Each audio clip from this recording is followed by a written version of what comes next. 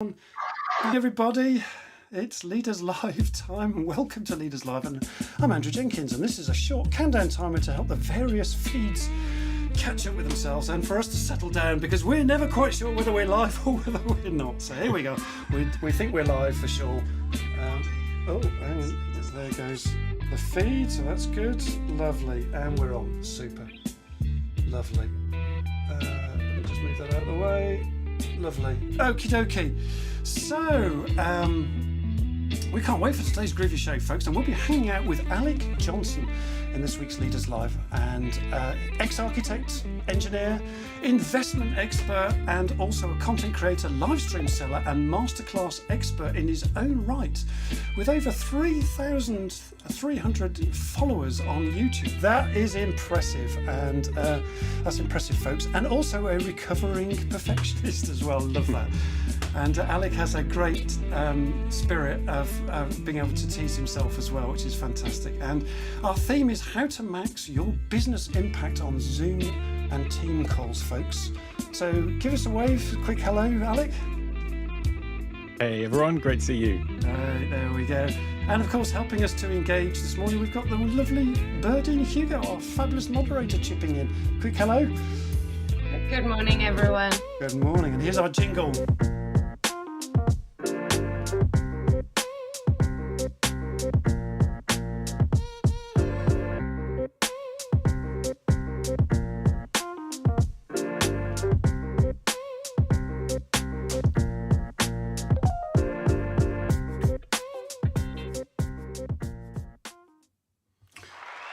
We love that jingle. I hope you enjoyed that too.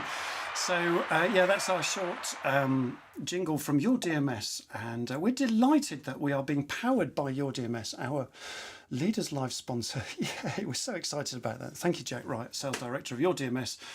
Yeah, we're really pleased with our sponsorship. So powered by Your DMS. So this is another interesting show today. We've got lots going on today, so we'll come on to that all a little bit later. So and a little bit more about Your DMS as we go through the show as well. So let me just bring up, here we go. And so, oi people, and hi gang, it's Leaders Live showtime, folks, and here we go once again. It's just after 8:45 a.m. here in the UK, and we are live with Leaders Live. Spreading the love, folks, spreading the love, yabba dabba do.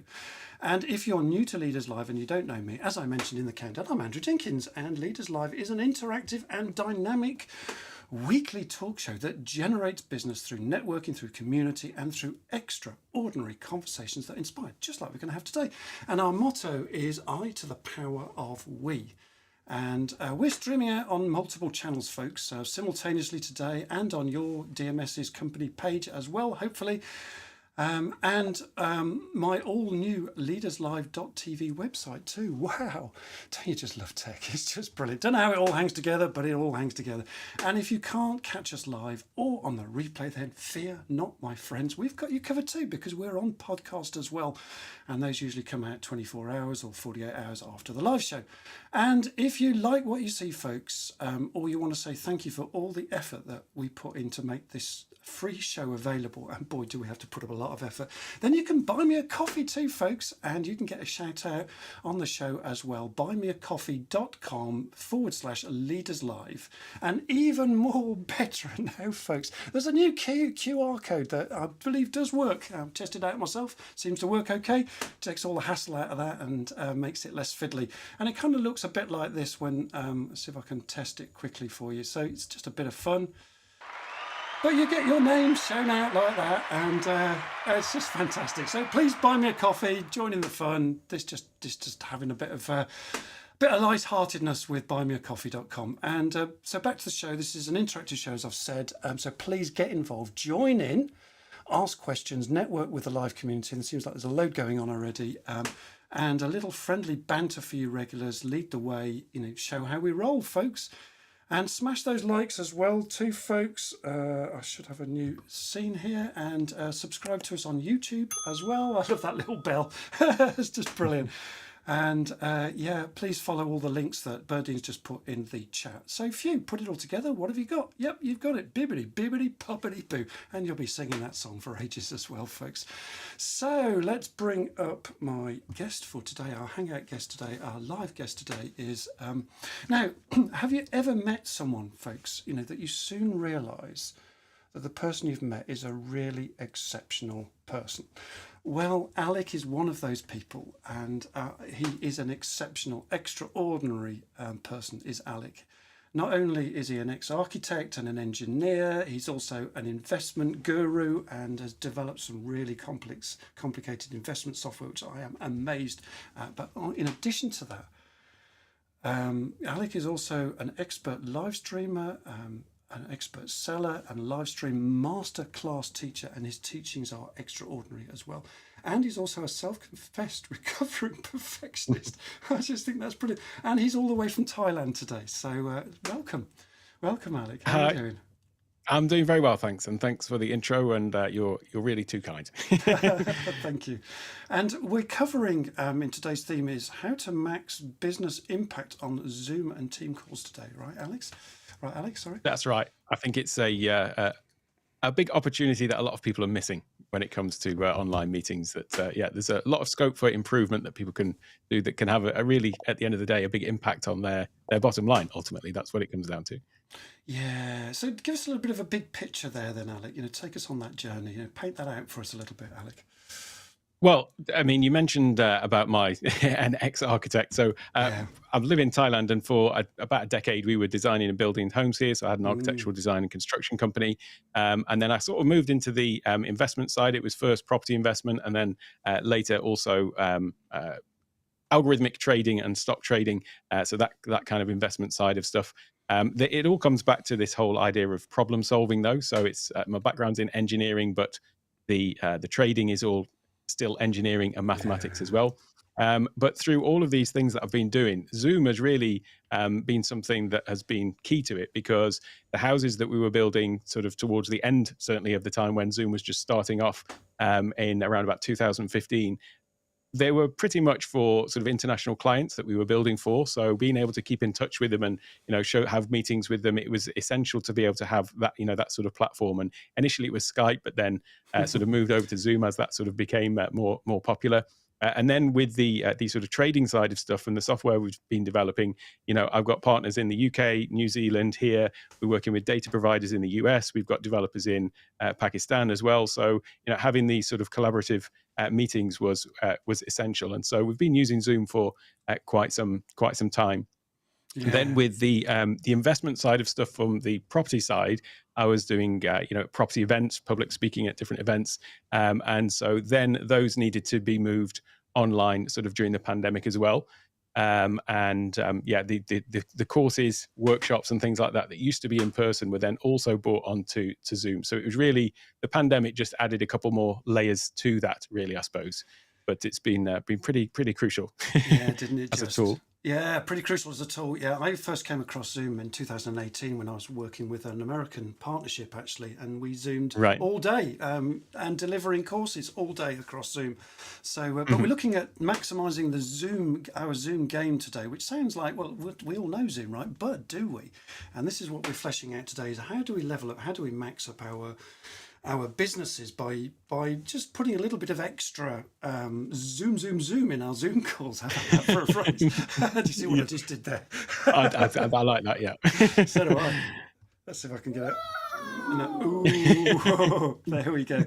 So kick us off, Alec. You've got a question for us, I believe. Is that correct?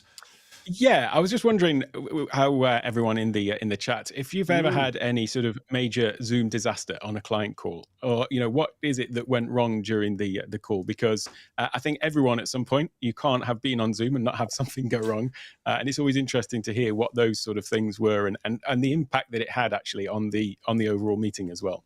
Yeah. Okay. So have you ever had a Zoom disaster on a client call? Question, and what went wrong? So we'd love to hear from you. And just while we're doing that, let's just bring up quickly some of the comments. So Kathy Heath, good morning, you're live. Jonas, good morning from Denmark. Steve Whittle, good morning. And Cecil, love the jingle, fantastic. Hello everyone, she says. Mateus, good morning from, oh my gosh, Slovenia. Wow, fantastic. He's globetrotting around. He's our resident digital nomad, is our Mateus. And Laurie Hells, good morning, everyone. Laurie's an American, but living in this country, I believe, now. Currently roasting pumpkins. And we'll be making pumpkin butter and pumpkin pie later today. My house smells amazing. That's fantastic. Fantastic. Good morning, Laurie. And we've got Rebecca Jenkins. What a background. And Laurie Hales, really looking forward to this one. Been working remotely for 5 years and always looking for tips and tricks. There we go. So yeah, we'll come back with a few more comments at the moment. Remember to answer the question that we've just asked. There's a slight delay in the feed, so we're expecting those to come through in a moment. So just get back to you in a tick, Alex. I'm just going to bring up moderator scene. So during the countdown, I briefly introduced our Birdine, our fabulous moderator, and over to you, to Birdine, to say a little bit more, because you've got some news for us today, haven't you, Birdine? Yeah, thank you, Andrew. Andrew is putting me on the spot to break the news to everyone. So it is actually a very sad day today. From next week, you guys are going to have a new moderator. I'm going to step down from the moderating seat. So yeah, this is the last day, my last episode in Leaders Live. But I'm going to hand you over to another fab moderator. So hang 10, guys. I will be in the background for the next 3 weeks or so. So I'll still be joining the backstage rowdies and everything. Brilliant. But yeah, I am handing my role over. Yeah, and Birdine is moving. Thank you, Andrew. No problem. Birdine is moving on with her career as well when her notice is done with Marketing CX. So she's moving into a data consulting role, a management consulting role. Is that correct, Birdine? Business, yeah, I'm starting with a business engineering company in South Africa. There you go. Yeah. So onwards and upwards. And part of this show is that, we like to develop people around us as well. So, but you know what? We've loved having you on this show and watching you grow and flourish in this role as the moderator, Birdine. And I, for one, I'm really going to miss you. And there's going to be a lot of love in the room. We'll come on to those in a moment. And I know you regulars will both miss her as well, as much as I will be doing. Already I'm missing her and she's still here. So everybody loves a Birdine. So feel the love, Birdine, feel the love. So yeah, we'll come on to those. Do you want me to read out some of those comments for you while we're... I'll go through them. And means. I see Chris is also in the chat. So this is breaking news for Chris as well. Okay. Sorry, Chris. We'll speak to you later about that. Okay, so we've got Laurie saying, not so major, but I was leading a call and all of a sudden jackhammers started out in the street.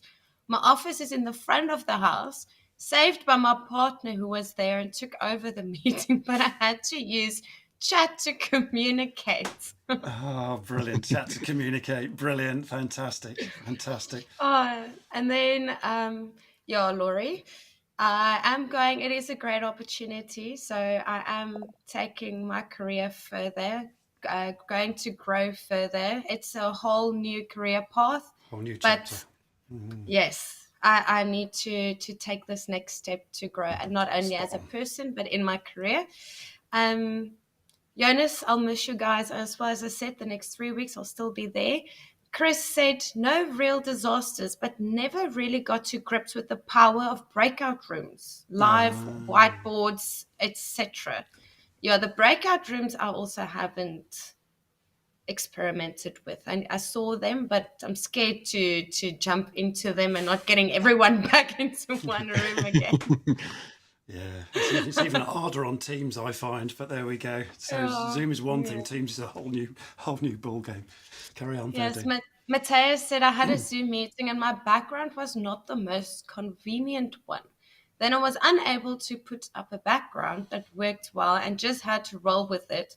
Of course, my background was commented upon, but the meeting went okay. Yeah, I think that's the thing, isn't it, these days? That's that fine. We're much more informal now in meetings. I don't know whether you find the same, Yes. Alec. I do, yeah, but I've got a few thoughts on backgrounds. All right, okay. Go for it, Alec. Go for it. Yeah, Put it on well, backgrounds.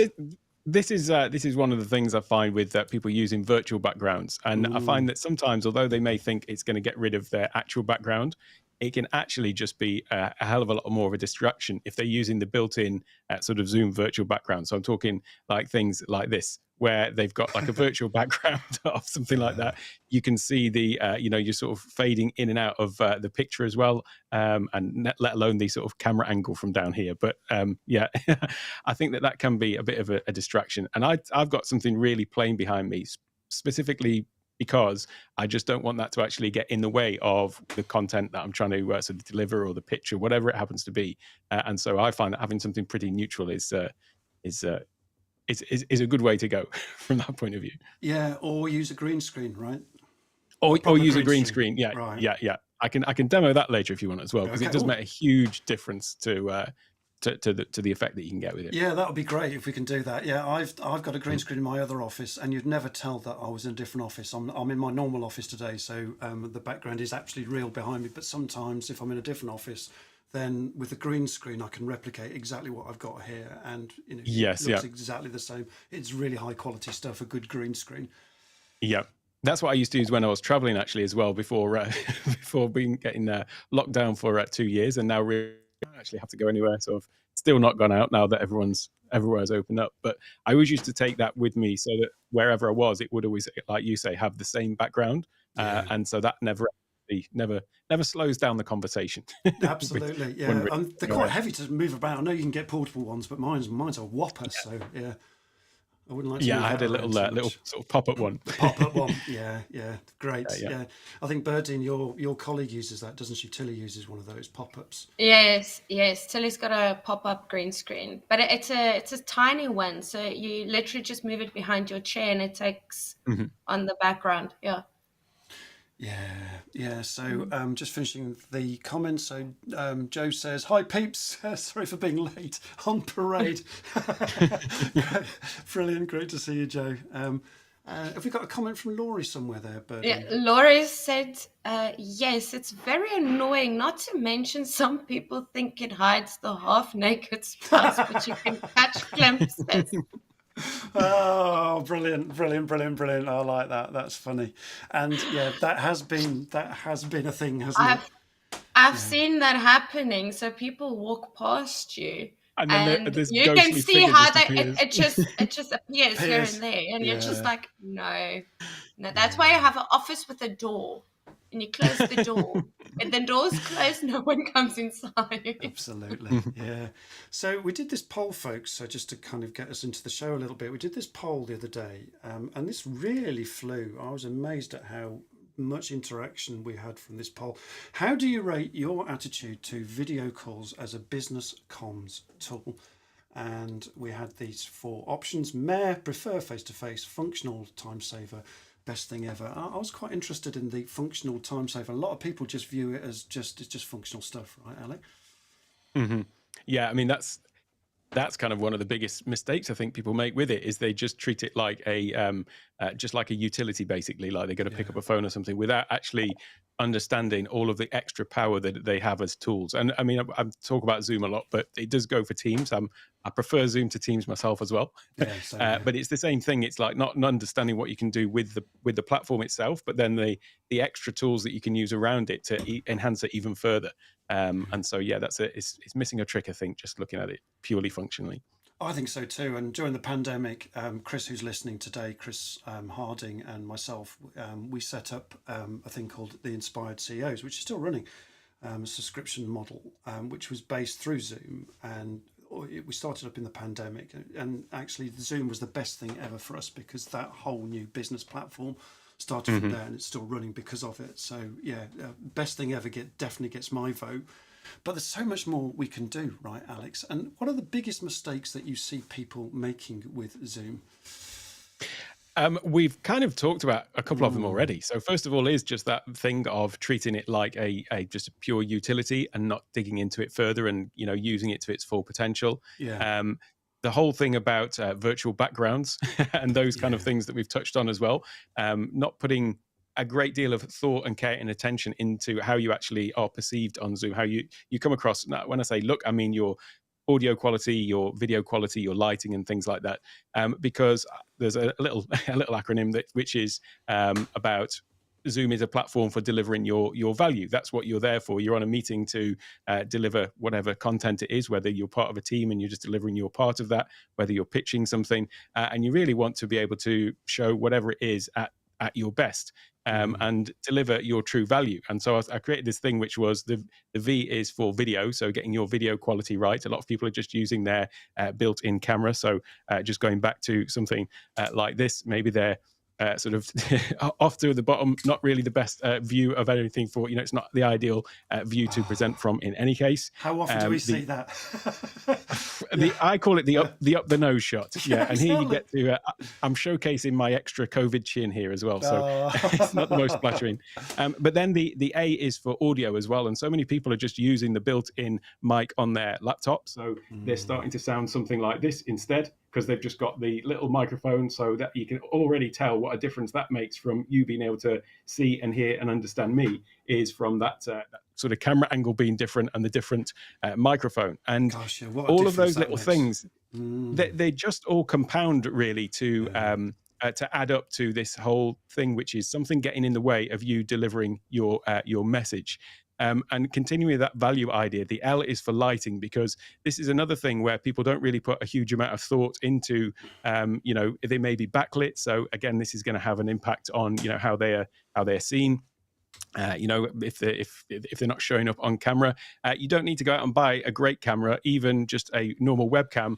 Add some decent lights to it. It's going to make a huge difference.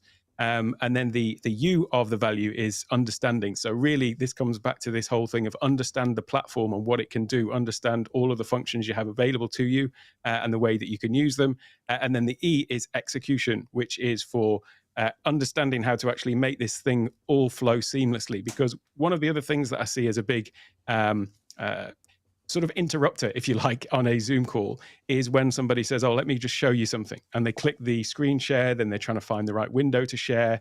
And it's all something that's just adding little roadblocks in the whole flow of the meeting. And really, you want the tech to get completely out of the way. And whatever it is you've got to talk about, you want to just be able to fly through all the different things. So, presenting, maybe you want to show a different camera angle, you want to bring up a presentation or something like that, and do all of that seamlessly in a natural flow. And I think that once you've got all of those elements in place, it can actually end up being almost better than an in-person meeting. You can't beat the sort of face-to-face interaction of shaking someone's hand and, eating with them, sharing a coffee or something like that. But when it comes to actually delivering information, to have all of that at your fingertips can actually be a much better experience online, I believe. I think you're absolutely right. Better than in person sometimes, especially for transferring information and That's meeting. We can. It's so easy, isn't it? Because you can meet like we're doing today. We've got Jonas in Denmark. We've got someone from. We've got Mateus in Slovenia. We've got you in Thailand. People from all over the world. And we can all get together through this medium, which is just absolutely fantastic, isn't it?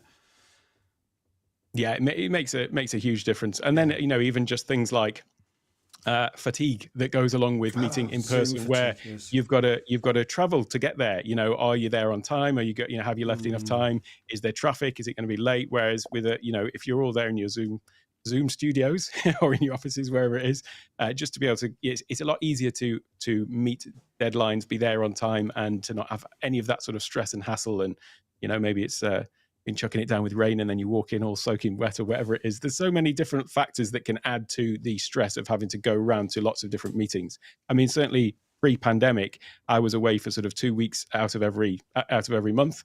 I spent 18 months traveling back and forth between here and the UK when I was setting up some things over there. So, that was a lot of time in airport lounges, a lot of time with jet lag and all of that, perpetual jet lag actually for 18 months, because going from Thailand for 2 weeks, UK for 2 weeks, and Dubai in between, it was just a perpetual state of jet lag. And all of that has an impact, and an impact on your ability to deliver what it is you're trying to deliver at the end of the day. So yeah, online has its benefits. Totally, a total game changer. We'll come to some of the comments in a moment. So you can see there's lots of comments coming in. If you've got any questions for Alec as well on his value system, which is video, audio, lighting, understanding, and execute. Out of that value system, where can we make the biggest difference quickly, Alec?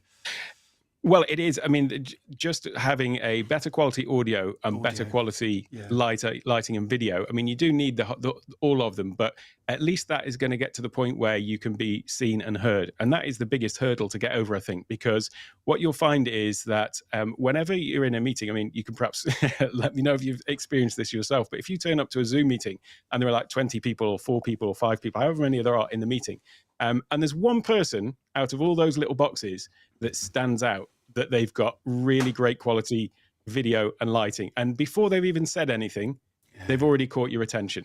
Yeah. Whereas you've got somebody else who's on the up the nose shot, like this, the regular shot, and you're already thinking like, oh, come on, you could have perhaps made a little bit more of an effort. Or maybe they got the virtual background thing going on there as well. Or maybe a frozen picture, whatever it is. But it's you're automatically elevating yourself above the rest of the field. And I feel that the pandemic has been a huge leveler in business, really, because whereas before people would spend a huge amount on their personal appearance in business in terms of, shoes, suits, all of those kind of things. And then companies themselves would, why is it that they've got, the slickest offices in the center of town, and they're really statements of the success of the company, that they could be in any location, couldn't they? But they choose to be there. And part of it is this whole status thing. Part of the reason why they, deck out their receptions in the way that they do is a whole status thing. It's a way to show their level of success and their place in the field, I suppose. Well, when they comes to Zoom and you've got CEOs that are looking terrible, and yet you've got other people who are maybe just working out of their bedroom, just like that CEO is, but they've put a little bit more thought and effort into it.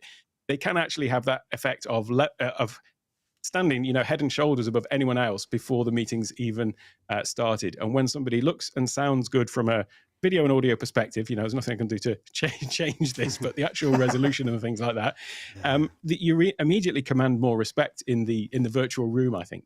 Yeah, and it's only a complicated kit for this. We'll look at kit later, but some of this comes fairly reasonably priced. But just on video, for example, I mean, what are you talking about here? 1080 minimum, would you say, Alec? Yeah. And I think, to be honest, the very first thing I would focus on would be audio. Okay. So if we want to actually go through that and put it in a hierarchy, I would say make sure you can be heard, because people will put up with a low quality image, but if they can't hear you and there's fan noise going on or something like that, then definitely that is the first step. The second step, though, rather than actually the camera upgrade, I would say would be to sort out the lighting. And that doesn't necessarily mean go out and buy studio lights. It could be just repositioning yourself so that if your desk is in front of the window looking back and you've got a window behind you backlighting you so that you're sort of looking all dark, then maybe think about turning the table around, or just get a table lamp. I mean, I've got studio lights, but you could equally do this with just low cost lights from anywhere, really, and just make sure you've got enough of those in front of you that you are well illuminated, and it will make the world of difference to just your regular sort of webcam. And in fact, coming back to the sort of webcam, if you've got it on a laptop and it is something like this, think about raising your laptop up so that it is more at eye level, get it so that you're at eye level like that, and that instantly looks better. And when you've got the light on, and also try and actually look at the camera from time to time as well. I've got another little thing about that, because I use a teleprompter to be able to actually look at the people that I'm speaking to all the time. But if you haven't and you're just looking into your laptop webcam, just make the point of actually looking at the lens, because that makes a huge difference. I get people commenting all the time with me that like, what are you doing? Because you seem to be looking at me all the time, in a positive way. It's like it feels like we're having a conversation. I'm looking out of the screen at them. So that would be another little thing that is just thinking about sort of positioning of cameras and so on. Just let you know, right, Dave Galt, who's our hangout guest today, is in the green room. David, I've got you. Just going to leave you in the green room for a bit while we just finish off a conversation, if that's okay, David. Just give me the thumbs up you can hear me. Lovely, great, okie dokie. Yeah, so audio first, lighting second, video next. Those are kind of the order of priority in terms of the thought process Yeah. there, and and get those right. And some simple stuff we'll come to in terms of kit shortly, and more complicated things too. So you can go to town on this or not, as the case may be. Alec, just give you a quick break for now. Let's just bring Birding back up. What's going on in the chat? There's loads going on in the chat. Let's just bring a bit of the chat up. So Jonas said that he had a no trouser accident during a call. I had a meeting with a potential customer from Canada. It was late in the day, so I reckoned that I could wing it with the shirt and boxers.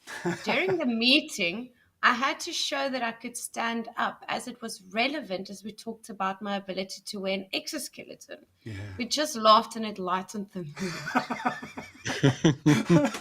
How many people did that during the pandemic? Come on. I think that must have got 90% of people at some point. Just put on a shirt and then you rock the rest. Chris said it makes sense. You're inadvertently making it harder for the other people, probably to hear you and with the audio and the background and distractions everything. And things like that. Yeah, you're making it harder for the other person. That is a really good comment, actually. Make it easy for other people, which is what Alex is saying. Yeah, got it. Yeah. Matteo said, in other words, it is convenient to know how the systems are working in advance of the meeting. Yes. Yeah. Don't just rock up in the last few seconds. Just organise yourself, get a bit prepared. Yes. Atul said, good morning, all. Atul. This is sound advice. Agree about the information shared. Sound advice. And we've just been talking about audio. I see what you've just done there, Atul. Oh, Maria Jeffers joined us. Morning, She said, Maria. morning all. Sorry, I was watching last week's show without realizing. That's fine, Maria. This one will also go on replay. Love that, Maria. Brilliant. Oh, great stuff. Oh, then Matteo said, getting international in Leaders Live now. Yeah, definitely. And he also said that can happen to all of us, Maria. Oh, yes. Certainly. Yeah. Maria said, I love online meetings, a total game changer. I'm more focused and productive working this way. I'd agree, actually. For a lot of things, it is. In fact, I'm due to work with a company in a couple of weeks' time talking about hybrid and, the rules around hybrid, because actually sometimes it is more effective to meet, online rather than in person. At other times it's much better to meet in person. And it's defining that more clearly in some companies. I'm getting quite confused about that. So that's quite interesting. Yeah. Then we have Steve Whittle also just bringing up something that was especially real in the pandemic. Wasn't it? Zoom fatigue or chronic fatigue syndrome is very real. I have to be aware of it when hosting online events to keep people's attention. I mean, if you sit for an hour or 2 hours in a Zoom meeting, after that, you are tired for some reason. Don't ask me why, because you just sat there. But you are tired. Well, you're on Zoom a lot, Birding. How do you feel about it after the end of a day when you've been Zooming all day? Look, the thing is such, I got glasses. So this is actually something that I can recommend to everyone. Get glasses with blue tinting in them. So what it does is it actually ensures that the light isn't that sharp from the computer itself. So it's an anti-fatigue tinting. So it assists with that to make everything just a little bit more subtle on your eyes and making it more comfortable for you to sit in Zoom meetings the whole day. Oh, I really like that. What say you, Alec? I think another part of the fatigue as well, though, is the bad meetings that people are in. So where you have got like when you've got things that are tiresome and tiring in the meetings, like, you can't hear someone, you're asking them to repeat themselves, or maybe there's internet connections. I mean, there's tools that you can use, like Speedify, for example, which is a great tool that I'd recommend for anyone who's spending any amount of time on Zoom. What Speedify does is it allows you to combine multiple internet connections. So you can have your main LAN cable coming into it from your broadband or whatever, but you can also have it tethered to a separate line to a mobile phone or whatever. And what it does is it combines all of those into one hype basically, so that you've got that extra bandwidth, but Wow. also it's a fail safe. So if one fails, you just naturally fail over to another one. So I mean, you can have multiple lines coming into your house. If you're really serious about not wanting your meetings to go down, get 2 different internet providers coming into your house, have them both plugged into your computer, tether to your mobile, and you're pretty safe then, unless the whole internet goes down. Because that is one thing that people will have their connection just drop momentarily, Yeah, and it we've only all has seen to that. drop for that moment when it's like, oh, we lost you for a moment there. What was it you were saying? And it's always at the crucial moment. And so if you can eliminate those kind of things as well, I think that removes a lot of the fatigue from the whole sort of process. And try and have engaging meetings where one of the things that I talk about as well is screen sharing and using slides and things like that. When people are just sharing an entire slide deck that's taking over the screen, first of all, there's a whole thing about presentation skills and the way to design slides. But when the person is not actually there and you can't see them, people are focused more on the text on the screen. And I think it's important to be actually on the screen at the same time, so that you're the focus delivering the content. The content is just there as a backup to re-emphasize the point that you're talking about. Got it. Yeah, thank you. Yeah, very interesting. Yeah, I love the idea of the blue screen on the glasses, so the blue filter on the glasses. But computers can do that now as well, right? As well. Yes, you can. And your cell phone can also do that. So what it does is it just takes everything out. So your screen will seem more yellowish, but it's just for your eye comfort. You might sleep better at night as well, folks. Okay, carry on, Mate, Berdine, and then we'll get to David Gould in the green room. Okay, so Maria asked a question. She asked, what do you think of Google Meet? There we go. So I tend to use Zoom. I'm not a huge fan of Google Meet, not a huge fan of Teams. So I find that it's not as ubiquitous. So I tend to just go with the thing myself that is more ubiquitous. So I've never really picked up on Google Meet, just because there's not as many people there. Yeah, I find it a bit confusing. I find anything Google a bit confusing, actually, like I do with Teams, I have to say. But a lot of corporate entities will all use Teams because of the Microsoft 360 license agreements and things. So yeah, I get the Teams thing, but I do find it very confusing compared to Zoom. But yeah, Google Hangout, I just don't get at all. But I'm sure other people do. But it probably just hasn't got to that popularity because of the pandemic. I don't know. But do you use Google Meet? No, I don't. I used Hangouts at a stage, but that was just when I was studying with friends that was in Joburg. Yeah. So that was just for a quick, catch up, because Skype tend to just shut down at weird times. So that person can't hear you, and then you can't hear them, and it was just confusing. So Google Meet at that stage were better than Skype. And I wasn't all into the whole Zoom thing yet. I mean, that is about 7-8 years ago. Right. It's been around that long. I hadn't appreciated that, actually. Right. Okay. Yeah. Because it's a easy button on if you've got Gmail on your sidebar, you can just click and just ensure that you're connected with that person, and it will dial them right in. Yeah.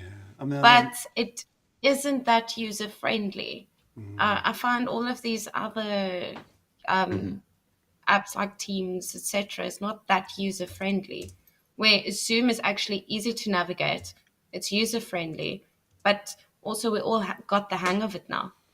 Yeah, I get it. Yeah, and if you guys have got any comments about Google Meet for Maria, just to kind of give her some more information, that might be useful as well from you guys. Okay, anything else before we jump into the Get to Know You in 5 slot, Berdine? We've got, just quickly, Matthias just said, yes, that has happened a few times. Some people are just standing out.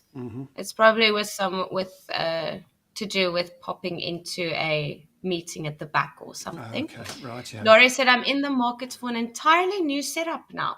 New laptop, good video, good audio. I always have 2 monitors and want it easy to connect to them. Any suggestions on where I can get some help? Yeah. Not the stores. They suck at advice. Don't they just? Well said, Laurie. Right, we're going to come to that for you, aren't we, Alex? So we'll do that after the intermission. So if you can hang on for that, that'll be great. And yeah. Okay. Then just quickly, Chris said perception may as well be everything. Yeah. Very true.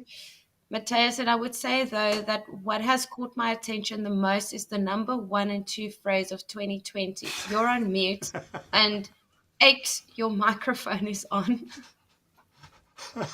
There you go. We have a mug for that. We do indeed. I've got a T-shirt with that on as well. I used to have it on the background here, Right. just saying you're on mute, because it was so common, wasn't it? Absolutely common.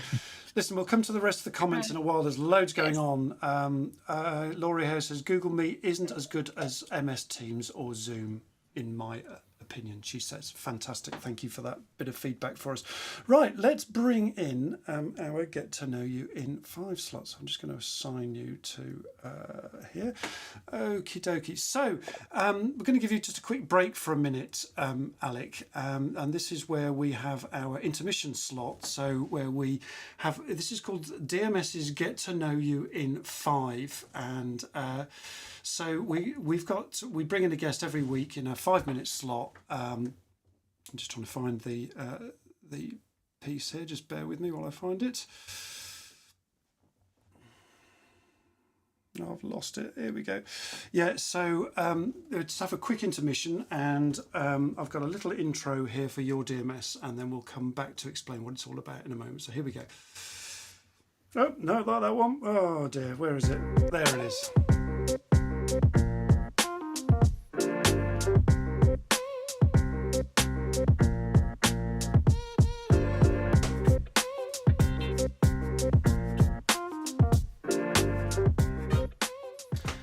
I love your DMS jingles. They're just fantastic. So your DMS are specialists in document management solutions, folks, with over 20 years of experience in document management, the DM industry.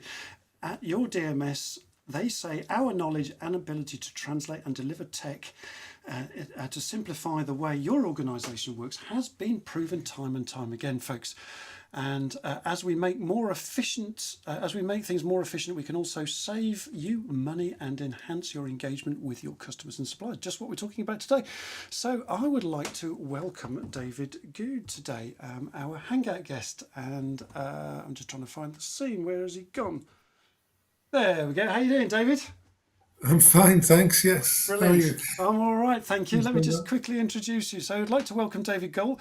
He's a new Leaders Live follower. He's been hanging about in the Leaders Live room for a few times, I think, David, to be fair. Is that right? Yeah. Lovely. Thank you. And David is a director at Shropshire Safety, software and consultancy for managing managing environment, health, and safety solutions. That's is that a fair assessment of what you do, David? That's it. Yes, succinctly put. Thank you. Right. Well, tell us a bit more. Yeah. Well, having been in the EHS industry for about 26 years now, which is quite a long time for anyone, I think, I've finally produced a database management system for accident reports, risk assessments, audits, all those sort of things. With a slight difference, because there's a lot of products out there that are very good. And if you shop around, you can find some. They tend to cost hundreds, if not thousands of pounds a year, and they can really run into tens of thousands if you go on for the long-term contract. This one is slightly different in that it's £27.50 and you can buy it outright. There you go, £27.50, folks. And what does that do for you then, David? That will give you forms for recording your accident reports, your near misses, your incident reports. Let's see, audits, permit to work system is involved in that for hot work, electric work, so forth. There are risk assessments with special forms for noise, Legionella, hand-arm vibration, manual handling. I think there's about 12 different categories, so I won't just waffle on and draw on through the lot of them. So there's that. There's a summary page so you can get to reports. And you can search all that for dates that you want. Well, you say you have an accident, you can't remember exactly when it was. You can search roughly for dates and that sort of thing and who was involved. And it also sort of gives you some control over your fire marshals, first aiders, any volunteers you have on site. So it records them and people can find them quickly and easily just with a click of a couple of buttons. Wow.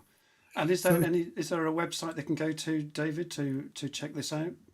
There is. At the moment, it's a bit of a clumsy one because I'm on Big Commerce, trialing the site at the moment, to be honest with you. So it's Cantiaci at Big Commerce, which is a bit clumsy. I'll put the link back on LinkedIn later today. Please do. So that it takes people more directly.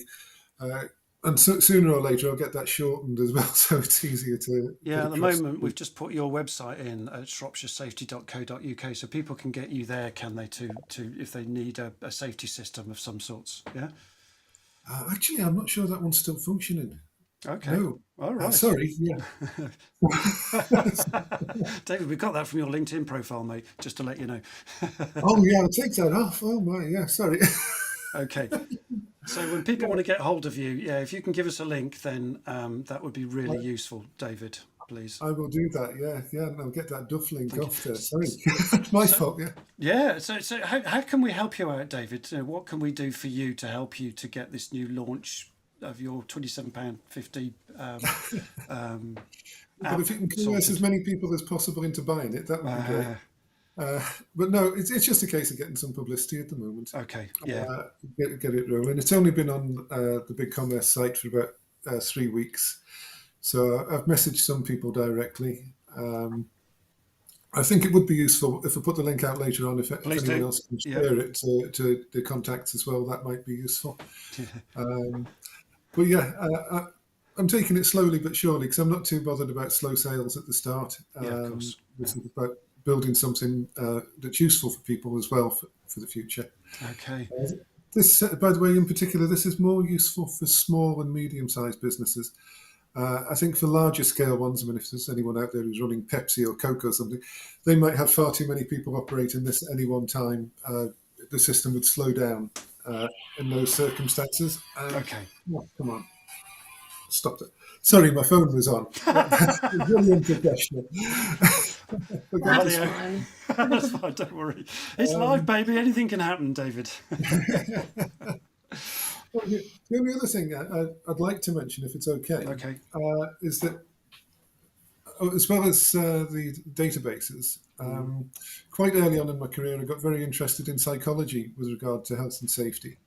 And I went out and got myself an honours degree in psychology. Oh, well done. Yeah. So I wanted to give some really clear information on that subject, because you see a lot of things that are offered by a lot of companies, and then you find out that the people who are presenting or who wrote it, they don't have a lot of qualifications in psychology, is the short answer. I don't want to be too disparaging. But if you happen to be on Amazon, that Psychology and Safety. Okay, Psychology and Safety. That's your book, is it, David? It is. Right. Okay. So give us a link on that as well, please, David. I didn't see that link on your website or on the LinkedIn profile, so that might be really useful for you to pop on, so that people can get to know you quickly, David. Just this is worth it for the review of what I've got on LinkedIn. Yeah. Okay. Thank you for this. So, I mean, we're talking about Zoom today. Have you had any experiences around Zoom? Let's just see if we can just have a quick get you involved in the conversation we're talking about right now. Yes, I've been using Zoom and Teams quite a lot. And I agree with what was being said earlier about getting tired. The Zoom fatigue. I think some of that is also down to the fact that you're concentrating a lot more sometimes on looking interested and looking like you're paying attention. Because if you stay still long enough, it looks like you're not really participating in the meeting. So possibly it is a little bit of just wear and tear on your concentration throughout the day. But mostly I found it useful. Yeah, of course. And I have a lot of clients that are remote from me. I mean, I'm out in Shropshire, as you say, so everywhere's remote from Shropshire. Yeah, very true. Beautiful part of the world. So yeah, I found it very useful. If I'm dealing with people in Scotland or London, I no longer have to get on the train or something. Of course, we talked about that earlier as well. Yeah, very true. I used to use it even before the lockdown and all that sort of thing, but I use it a lot more now. Of course, and very useful for this. This is great. I like what you're doing with this. Thank you. Yeah, well, we do too, David. So there we go. So just give us those links as soon as you can, David, and then we'll shout those out for you as part of. I've popped the you've got that, book have you? Link Well in done. the chat from Amazon, so it's in the chat. There you go. You see, Thank we're you on very it. much. We're on it. Well done, Berdine. Fantastic. So Got it. this is Get to Know You in 5. So So quick 5 questions for you. I didn't get to know you in 5. So what 3 words would you use to describe your leadership style, David? Oh, let's see. Cooperative. Yeah. Let's see. More coercive rather than trying to intimidate people into doing things right. Cohesion. Yeah. But yeah, what would the third word be? I can't think of a third word for it without saying casual, because that makes it sound terrible. Oh, so informal, yeah. Informal, yes. Informal, lovely. Okay, so there's that. That would describe you. Superpower, David. What superpower do you think you have, or would you absolutely love to have? Oh, that's a good one.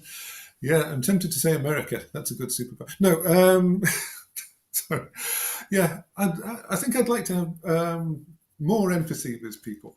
More empathy. I do try, but I think it's a conscious effort sometimes for me. So yeah, I think developing empathy. Well, more informal empathy. As you know, with your psychology qualification, that empathy can be developed. So there we go. So yeah, brilliant. Okay, and what is one of the things on your bucket list then, David? On my bucket list. Oh yes. Oh yeah. I like my motorcycles, and I'd like to have a go on a Triumph Rocket 3. That's a 2.5 litre motorcycle. Oh, so wow. I'd like to have a go on one of those. Brilliant. I don't think I'd buy one, but it looks like a heck of a piece of kit to have a go on. Yeah. Okay, wow. Okay, fine. Thank you. Favourite band? Oh, Queen. Hey, yeah. Well, can't go wrong with a bit of Queen. And the guys, yeah. Okay. And 3 top business leadership tips that you can pass on that have helped you in your career. Yeah. Don't panic. Don't panic, Mr. Mannery. Yeah. Also, listen to your clients. I think everybody does that who's been in business for a while. It's quite easy sometimes to get absorbed in your own ideas. But yeah. 2 of these, one of those, right? And a third one, just perseverance. Yeah. There's nothing easy in business. I think most people come across an obstacle, so you've really got to persevere. Yeah. Thank you. Yeah. Lovely. Oh, well, thank you very much, David. Any questions from you guys? And I've just realised that I seem to have got the wrong name for you there, Alec. So you were with Sophia for a while there. Oh dear, sorry about that. Okay, any thoughts from you guys, Berdine, Alec, before we say goodbye to you, David? I love the don't panic and perseverance, because that's been a big theme of mine. I'm always looking for, like, whatever goes wrong, there's definitely some learning experience to come out of it as well. So yeah, keep ahead and learn from what's happened. Yeah. Thank you for that. Yeah, I like the don't panic too. Yeah, it's very easy to do that, isn't it? Particularly when, absolutely. Yeah, to react, not react, but just to take 5, right, David? That's right. Yes. Okay. Yeah. Brilliant. Well, thank you very much, David. It's great to have you on the show. We've got some of your bits in the feed now as well. We'll see those later from you as well when you add those in, please. That'd be fantastic. And we're going to say goodbye to you now. Thank you ever so much for coming on the show, and I hope that's been useful for you and shouting out your stuff. And there's a little bit of love in the room for you as well. So another great band there, David. What else we've got? Great to meet you, David. You sound very self-aware. Most people think they have empathy and often don't. There you go. So there's some encouragement for you. And Cecile says, good luck and well done, David. Okay. Well, thank you very much. That's been brilliant. Thank you. All right, you're very welcome. And thank you for coming on. And we'll say goodbye for you for now. Cheers for now, David. Bye-bye. Bye. Bye, David. Bye, David. Bye-bye. And there we go. Thanks, David. Right, there we go. So back to the show, folks. So back to Alec, and we all found that very, I hope you found that interesting as a useful sidebar, useful interlude, folks. Now back to the show again, and back with Alex, and we're talking about how to max business impact on Zoom calls. Now you've got a second audience question for us somewhere, Alec, you may have, I think, unless I put you on the spot there. It was really about sort of thinking about someone that you've met on Zoom for the first time, who left a great lasting impression. And what was it that set them apart? And this is sort of coming back to that thing of, sometimes you see all the little boxes and there's one sort of shining light, but whether it was the way that they looked or what they did on Zoom, it'd be really interesting to see if there's someone that's just had that sort of big immediate impact on that they've met for the first time on Zoom. Okay, so there we have it. So I think, think of someone you've met for the first time on Zoom who left a great lasting impression. What was it that set them apart, folks? That's the question. Thank you very much. There's a delay in the feed, so that will trundle through as we're going along. And so let's just talk about the gear and software and tools and tech and things like that. How you've talked about microphone, or you've talked about audio and video and lighting. What are some of the things that we can do, Alec, in terms of kit wise and tool wise? So, and I think that might answer Laurie's question about earlier on, because she's thinking about changing her office. I think, if I remember right, I'm just trying to find the comment now. Just trying to find that wherever it is. I can't find it. Can't find it, but I'm sure. Birding, can you find It that was comment? Laurie. It was Laurie, was it? It was Laurie, yeah. It's just above Chris's comment saying perception may as well be everything. Oh, yeah, here we go. And I'm in the market for an entirely new setup, a new laptop, good video, good audio. And I always have 2 monitors and want to make it easy to connect to them. Any suggestions on where I can get help? So, kit, Alec. Let's talk about kit. So the first thing I would say would be to get a decent microphone. It doesn't have to be something like as big as this. I know some people don't like one that's as in your face, but just even a small lavalier mic that you can sort of clip onto a piece of clothing or something like that, and I can still just sort of switch between these. And then, so this is me coming through on this one. So it's still infinitely better than just the sort of built-in mic that you might have on your computer. Not necessarily as as great as this other one here, but still, it does get the microphone sort of away from the computer and closer to your mouth, which is crucial. Having earphones as well. I think that ear monitors.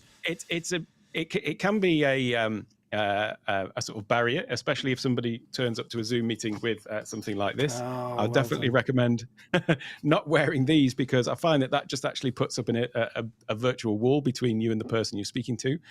But certainly some sort of in-ear monitors means that you can then activate some of the audio, or deactivate, I should say, some of the audio processing that Zoom does. So Zoom, as a default, is just going to assume that you are using your built-in microphone on your computer. You've got the return feed sort of coming out of the speakers, and so it's going to be trying to do all this sort of background noise cancellation and all of that kind of thing. If you can invest a little bit in your audio and get good quality audio going in, you can deactivate all of that sort of stuff. And actually, it's going to mean that your audio going through is going to be better. And in fact, on Zoom, if I just come over to this other scene here, if I go into my audio settings in Zoom, just one second, bring that up. So down here at the bottom of the Zoom audio settings, you've got this thing called original sound, and it says original sound for musicians. But if you've got a good sound isolation in your office or studio or whatever you want to call it, and you're using a good microphone and you're using headphones, then toggling this one here, this original sound for musicians, toggling that one on, and then having high fidelity mode switched on, and unchecking this echo cancellation, which would normally be trying to get around this thing of you've got audio coming out of your speakers and feeding back into your mic. It's going to mean that the quality of audio that your guests are hearing is going to be so much better than the sort of regular sound. I've mentioned before about the sort of camera and making sure that the camera angle is or camera level, I should say, is at eye level, and you've got this more natural angle. You want it to be emulating a face-to-face conversation, not looking like the camera's down on the ground. Yeah. I can show you my setup if you want, just so that you can see the way that I've got things set up. So at the moment, I've got my I use a Rodecaster, so that is my audio interface. Actually, this microphone can plug in over USB and go straight into the computer, but I have it going through this because I do some other audio routing thing for webinars and things like that as well. Then I use what's called a Stream Deck, and so this is getting a little bit more advanced than basic tech, really. Yeah.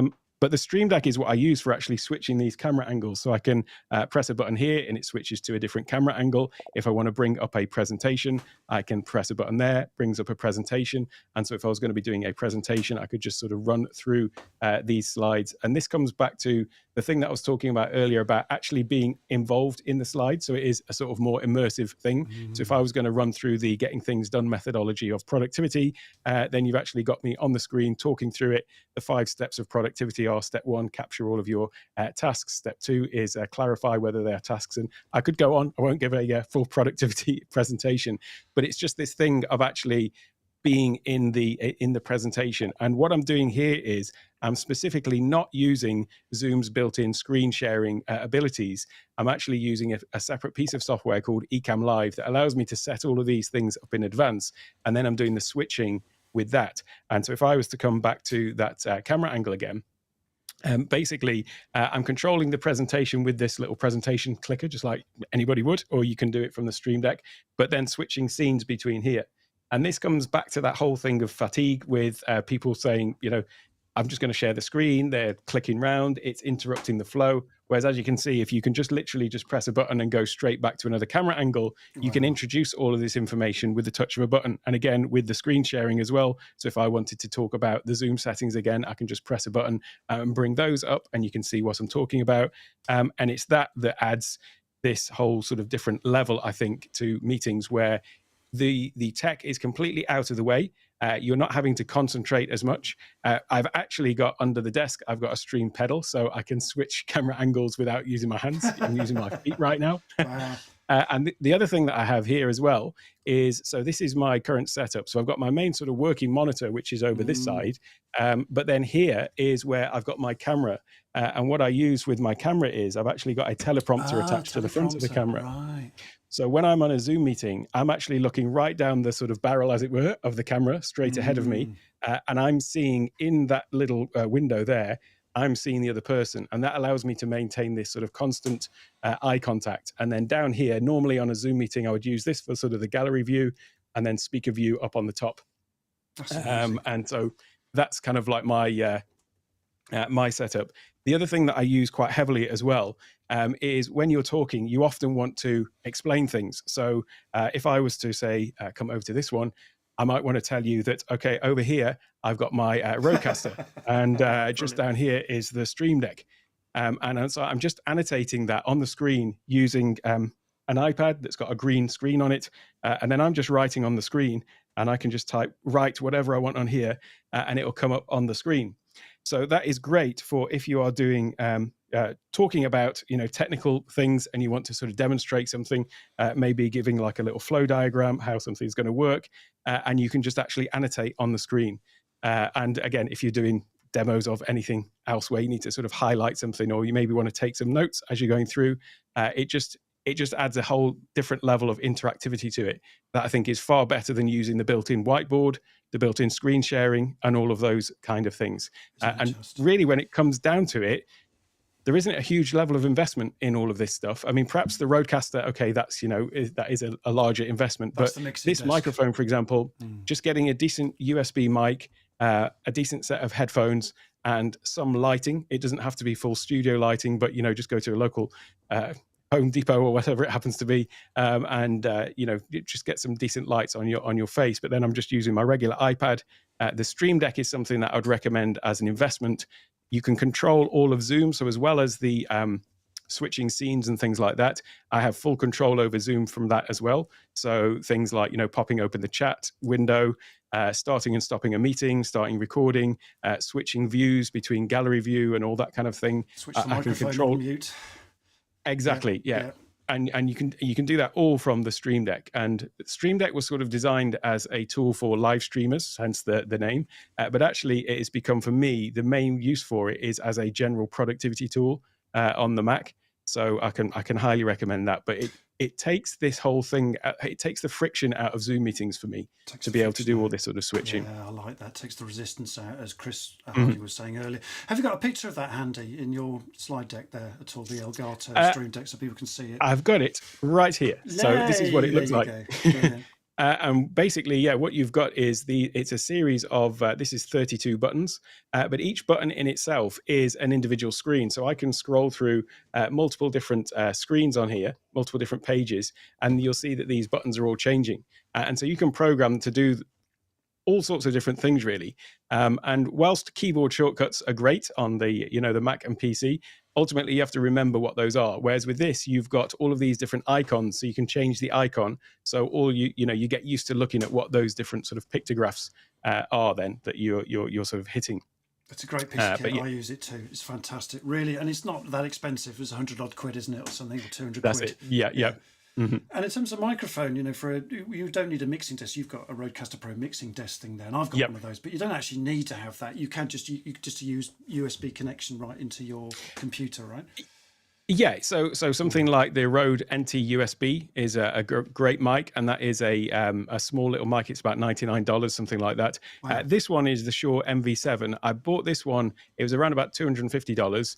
The reason why I bought this one is because it has both USB and XLR. So an XLR cable is kind of the cable that you would get on, a typical microphone, if you think of a microphone that you might be used to using at karaoke or wherever. Yeah. But because this has got both of them, it meant that because I thought at some point I was going to be upgrading and having, a mixing, using the Rodecaster for mixing, that's why I specifically bought this one. But it can be used with both USB or over XLR as well.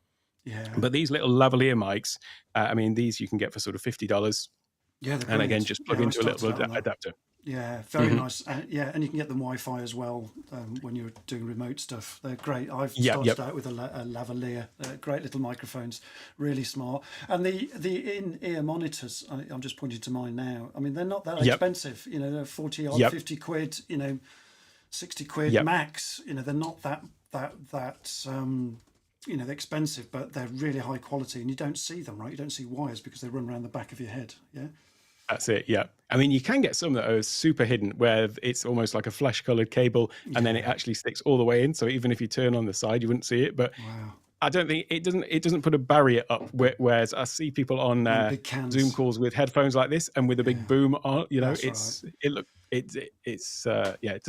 doesn't have the same personal feel, I don't think. I completely agree. Yeah. So if you've got any questions, folks, now's the time to ask them. So beam over your questions as we're going along here. In terms of cameras, Alec, what are we looking at here for a reasonably priced camera or a web camera even? Yeah, the Logitech Brio is a really good 4K webcam. Those are. You can get a really good picture with those, and just the having some good lighting. Lighting is more important almost than the camera because it will transform any camera. The camera that I'm using is actually quite old. It's like a 10-year-old Canon that I just wasn't using otherwise, and so I repurposed it for this. But it's still got a good lens and everything, so you get the good quality image out of it. If I was recommending someone to buy one like right now, it would be either the Sony ZV-1, ZV-E10, ZV. I forget ZV-10. Talking to fellow Brits now. Yeah. Or there's a new one come out called the ZV-1B. Is it something like that? Just recently. And but the good thing about those is they can plug directly into your computer. They can stream over USB, and you're just going to get like a really, really good quality image out of it. But the other thing not to forget is that we've all got an amazing camera in our pockets, or most people have, with their smartphones. And so there's a great app called Camo by Reincubate, a UK company. And what that does is you can plug the phone into your computer over USB. In fact, the latest update, it works over Wi-Fi as well. And then that becomes your webcam. And so, think about all that you can do with your iPhones these days. Well, you can use that as your webcam. And so when I'm traveling, that's what I'll, the rare occasion that I do know, that's what I'll actually use for my camera, because it's better than the built-in camera on my laptop, and it saves me carrying around any larger camera. So Logitech Brio is a great one. Or just use your phone. Even the 720 camera on some MacBooks, say for example, or PCs, a terrible camera in some ways, but with good lighting, you can make a massive difference, right? Even with a really bad camera, as you said. That's it. Yeah, the lighting and camera position. If you can get those right, then you can cover a multitude of sins. Yeah. And in terms of lighting, what are we looking at here? For simple investment, we're looking at great big soft lights or something simpler these days. Yeah, I mean, you can get so there is Elgato Keylight is so this Stream Deck is made by Elgato. There is they have one called the Elgato Keylight, which is I suppose it's about, I don't know, 10 inches square, something like that, as a sort of flat panel.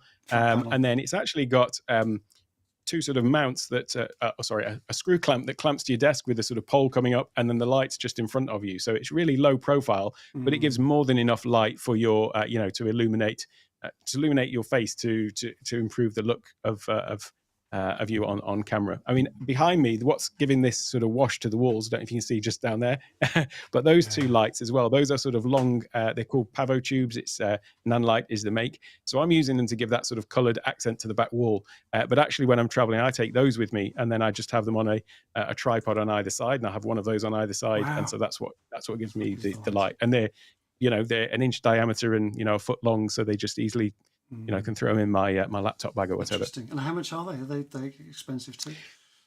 They are.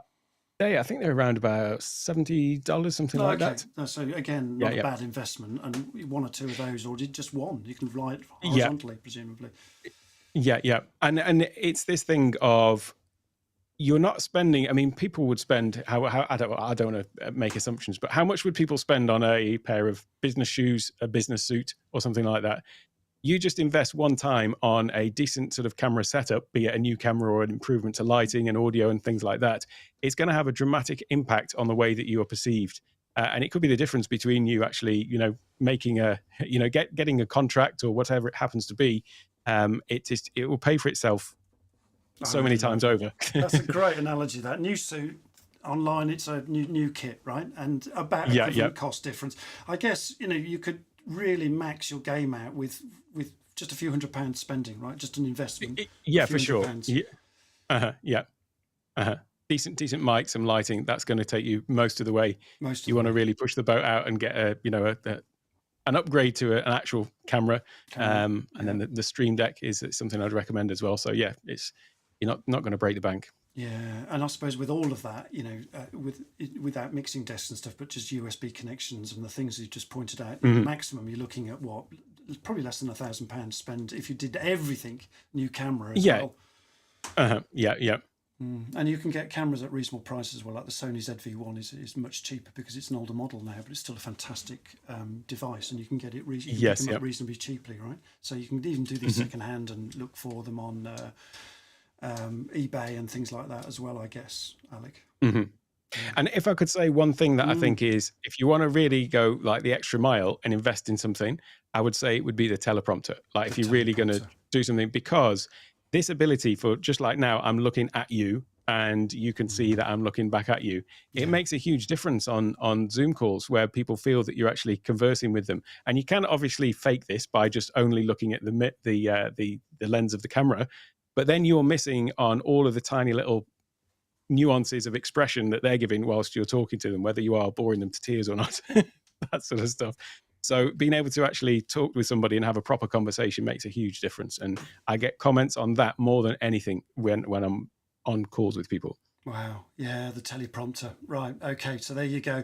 And you can do that on your iPhone as well, can't you? So, with a... Yeah. Great. Got it. Okay. So, Alec, I presume have you got a kit list that you can sort of just plonk on? I have actually, yes. Yeah. So I've got an Amazon list that I could drop in, actually. I should have said this before. I can just drop that in. There you go, folks. There's an Amazon list coming on its way. Thank you, Alec. That's brilliant. That's got all the stuff that I use in here, and that includes the teleprompter that I use as well. Yeah, and hopefully that'll be useful for you too, Laura, listening, if you're still listening, Laurie. So, thank you. Brilliant. Oh, wow. I mean, we could go on forever about this, and we're running out of time really quickly. But, Berdin, what comments have we just got? So we pick up a few comments here. You're on mute. We're just talking about that's fine. Where's that mug gone? That's fine.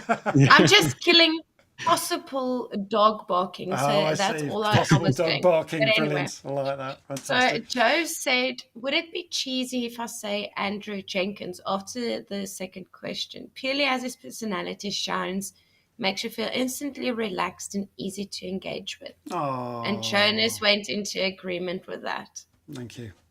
Thank you. That was after the second question, was it? Right. Thank you. Yes. And then just on this whole suit thing, I just want to find it here. Chris Harding said, good audio and camera is cheaper than a good suit. So true. Mm-hmm.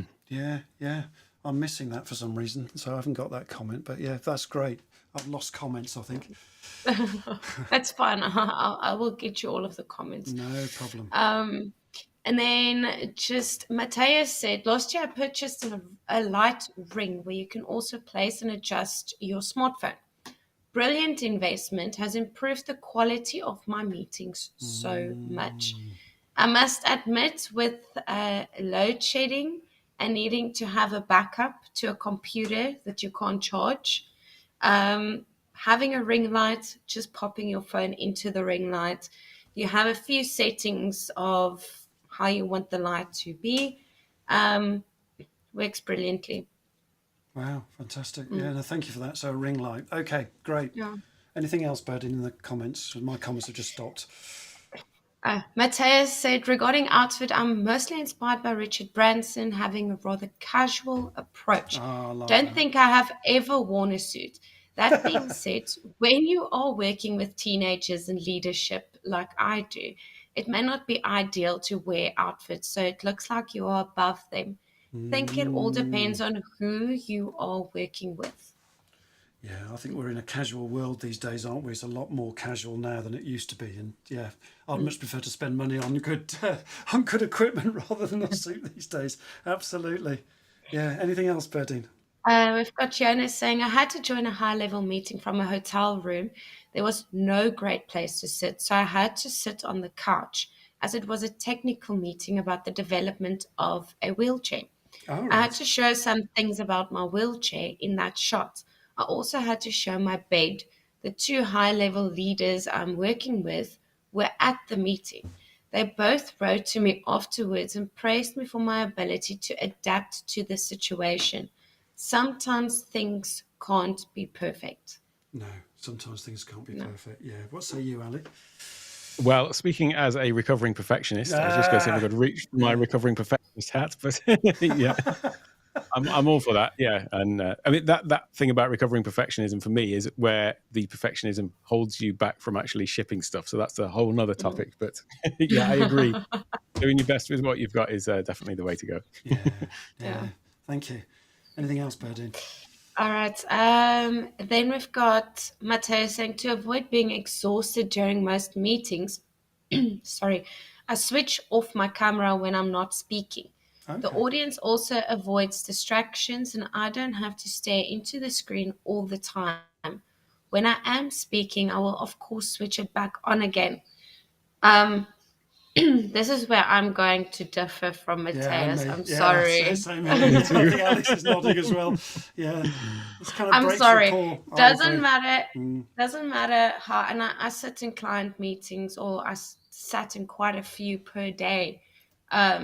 You do get tired, but in order to build the relationship with either a potential client or an existing client, sitting in the meeting, having your camera on all the time, looking at them, as you say, Alec, straight at them all the time, just builds rapport. And it just ensures that you are engaged, because if you're going to sit there starting to fidget like this, and then you're here and then you're there, it is going to distract them. So for that time being, just sit, look straight into the camera. Even if you get these small little fidget blocks that you can fidget with below your table so no one can see you. Brilliant. But rather fidget with that on the side where they can't see you, and look straight into the camera to just ensure that you build that rapport and relationship. Yeah. I love that. Fiddle away on something behind the scenes. Yes. Nice one. But keep your camera on, Matthias. Yes, go on.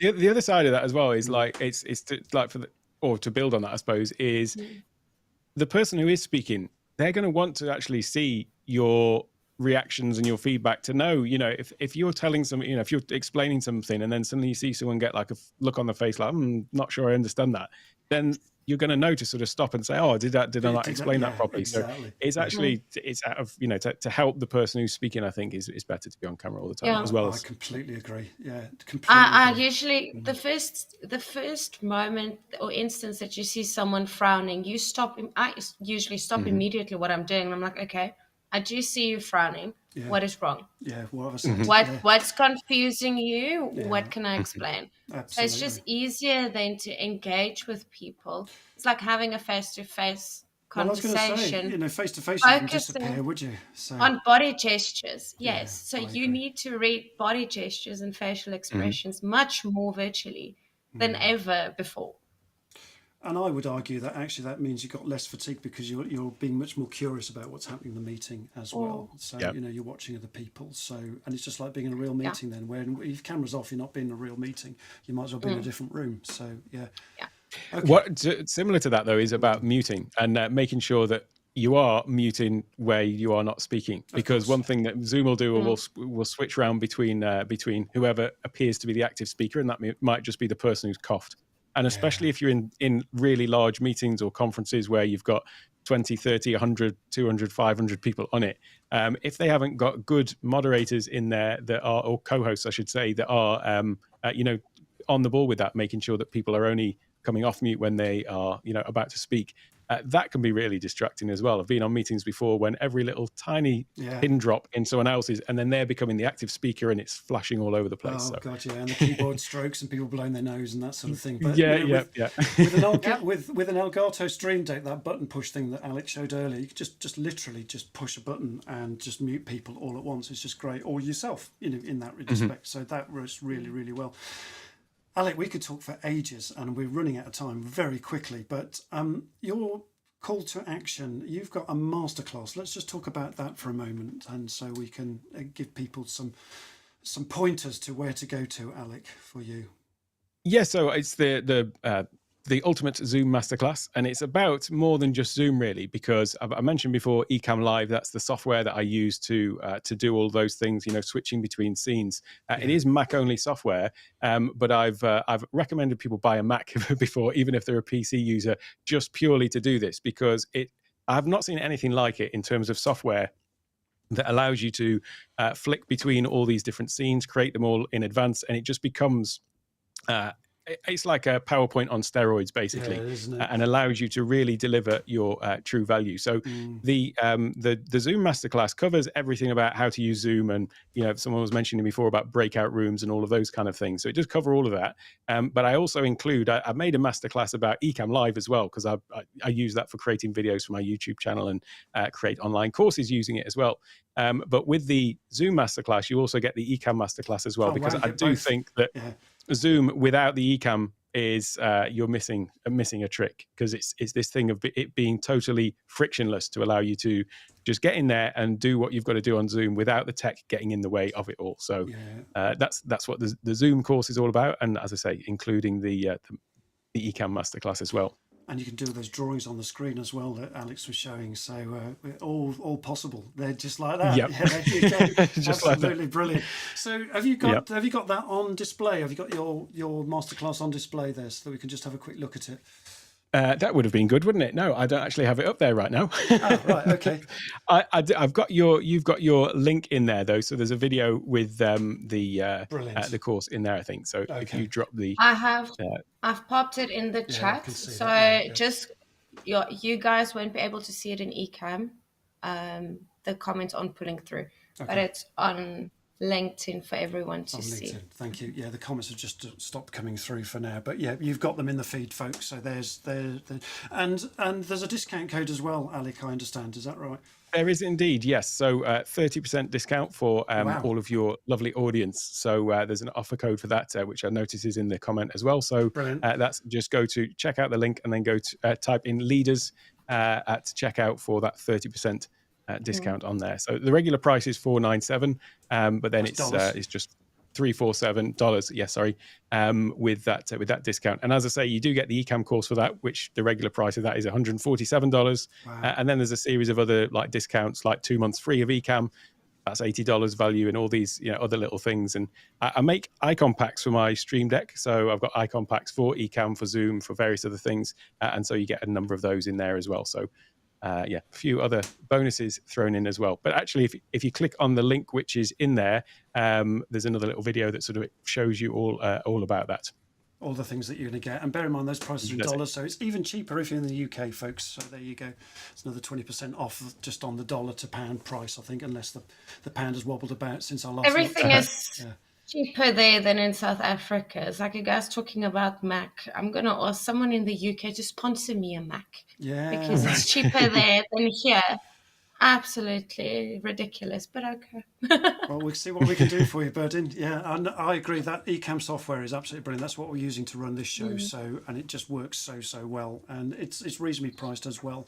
But you get an affiliate rate for that as well, don't you? If you buy it from you, Alec. So it gets even cheaper. Yes, yeah. So there you go. Yeah. So Alex's stuff is all in the feed, and we've run massively over time, but it was just such an interesting session today that we just couldn't let it go. So thank you, Alex, and I hope you've all enjoyed today's show. We can't see the comments coming through at the moment, but is there any other comments coming through on LinkedIn at the moment? Berdine?